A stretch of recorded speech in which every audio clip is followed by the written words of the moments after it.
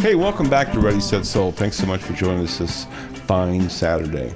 And what I left you with the last segment was simply talking about the importance and how important it is, and kind of give you the mindset of what you as a seller should be looking at, and also you and your agent should be looking at. But I'm going to give you one quick analogy as far as getting your house staged that might even have a better understanding. Imagine you're going on a trip, and we'll just say to Cancun, maybe someplace you haven't been before, and you've seen the pictures of the hotel and the hotel room, and you flown down there, and you get down there, and you get into your hotel, and you just, the excitement is unbelievable, and you get into your hotel room, you open the hotel room, and the light, natural light is coming through, and all of a sudden you look down, and the bed is not made. And just like that, the illusion is broken.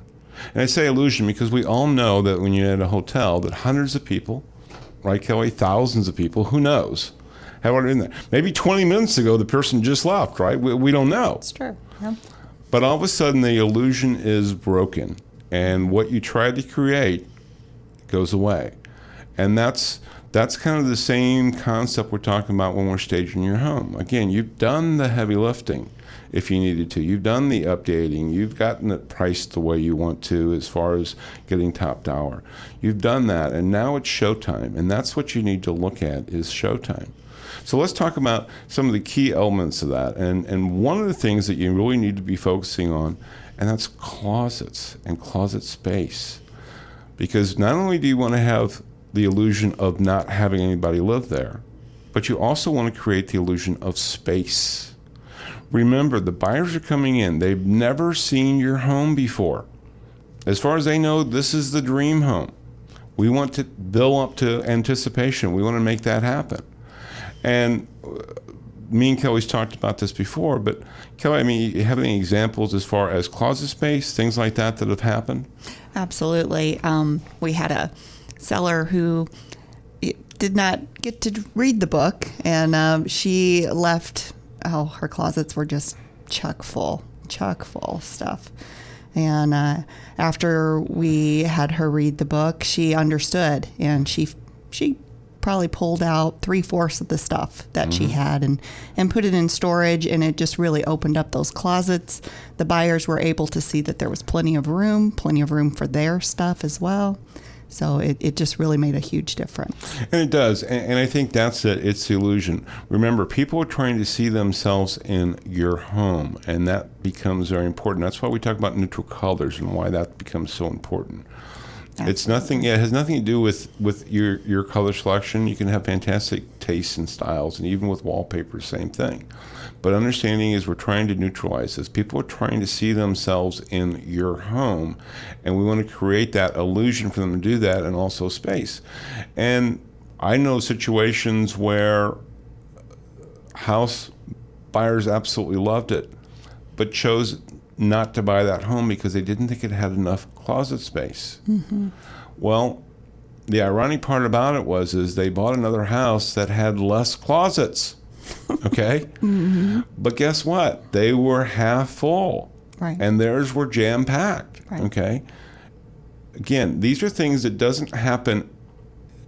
And real estate is kind of like this way. There's nothing 100%. So it's not saying that if you don't do the staging, you'll never sell your home. But understand is what happens many times is that it'll either delay it or the price that you pay. So let's talk about some of the things that are just, I think most sellers get, but let's just make sure. Clean your house. If it can't hit House Beautiful cover of the magazine, clean it again. And these steps we're talking about has nothing to do if you have a mansion in Edwardsville or O'Fallon, or if you have a nice 3-bedroom, 2-bath home in Belleville or Swansea or Waterloo. It doesn't matter. Clean house is a clean house. And clean house also gives buyers something else. It gives them the idea that the house is well maintained. And that's more of a subconscious level. But if you have a clean house, you want to make sure that those things, you just get kudos for that. And look, I think again, most sellers know that. Secondly, fix everything. I mean, Kelly, I mean, I'm sure there's times the creaky door, the handle, the door won't open. The door that doesn't lock. You know, you have to do the deadbolt because the regular lock doesn't lock. Right. It matters. It does matter because, and you probably heard this before, the buyers look at you and they say, well, they're selling their house. Why isn't this fixed? Mm-hmm. And what's worse about these small things is not that the small things is going to distract them, but again, you start building up a case and the buyers just say something similar to, well, if the door doesn't quite shut, if the cabinet door in the kitchen doesn't shut properly, if certain things, the light switch doesn't work, all these minor things, the light bulb, they start building up and they start telling themselves a story consciously or subconsciously. If this is what I can't see, what can't I see? So now, is the air conditioning heating system really up to snuff? Okay. Is the water heater, I mean, how things are being maintained?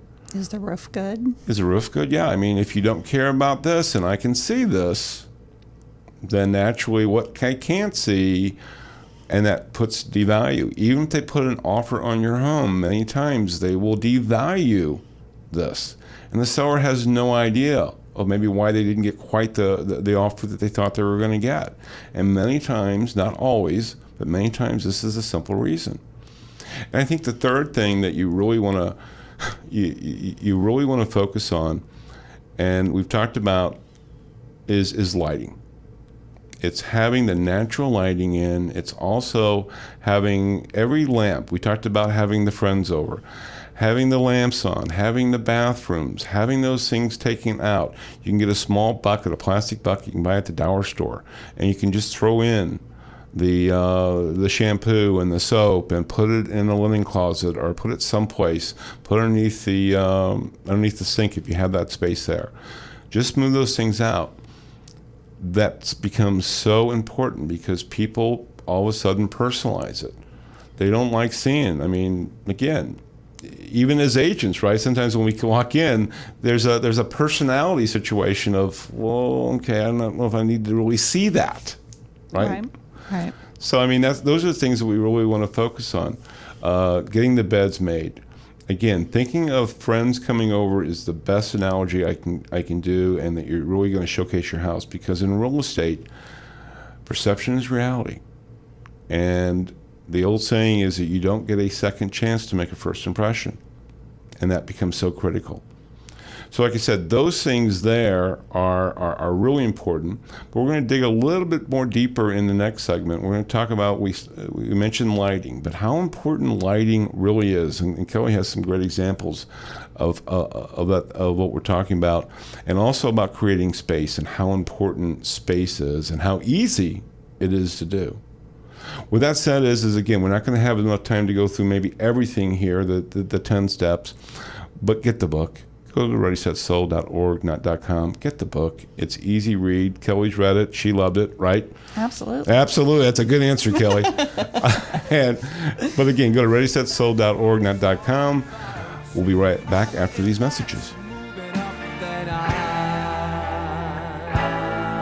Moving out.